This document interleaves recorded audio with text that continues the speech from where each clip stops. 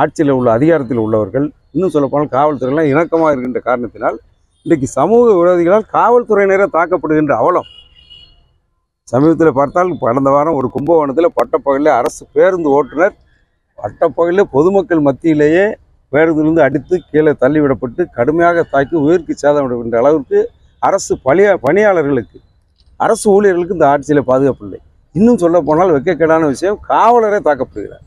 காவல்துறையில் பணிபுரிந்த காவலர்கள் பொது இடத்துல வந்து தாக்கப்பட்டால் மக்களிடம் ஒரு அச்ச உணர்வு, யாருக்கு பாதுகாப்பு, மக்களிடையே பாதுகாப்பற்ற நிலை இன்றைக்கு தமிழகத்தில் நிலவுது என்று சொன்னால் இந்த அரசின் கையாளாகத்தனம், இந்த அரசே சமூக விரோதிகளுக்கு துணை போகின்ற காரணத்தினால் காவல்துறையால் அவர்களால் கட்டுப்படுத்த முடியவில்லை.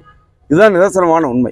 ஏன்னு சொன்னால் தமிழக காவல்துறை ஸ்காட்லாந்துக்கு நிகரான காவல்துறை என்பதை பல நேரங்களில் பார்த்தோம். இன்னும் சொல்லப்போனால் 3 ஆண்டுகளுக்கு முன்பாக மாண்புமிகு அண்ணன் எடப்பாடியார் அம்மாவின் ஆட்சி காலத்திலும், அம்மாவின் ஆட்சி காலத்தில் பெண் கமாண்டோ பிரிவை இந்தியாவிலேயே முதலாக அமைத்து காட்டியவர் புரட்சித் தலைவர் அம்மா அவர்கள்.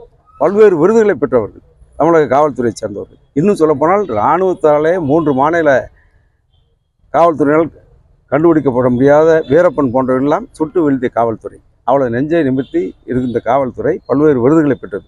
அண்ணன் எடப்பாடியார் காலத்தில் கூட தேனியில் உள்ள ஒரு காவல் நிலையம், கோயம்புத்தூரில் புனியமுத்தூரில் உள்ள ஒரு காவல் நிலையம், சென்னை K4 அண்ணா நகர் காவல் நிலையம் போன்றெல்லாம் நாட்டிலேயே சிறந்த நிர்வாகத்திற்காக விருது பெற்ற காவல்துறை என்ற நிலையில் இருந்தது. இன்றைக்கு பார்த்தால் காவல்துறையுடைய செயல்பாடு முடக்கிவிடப்பட்டிருக்கின்றது.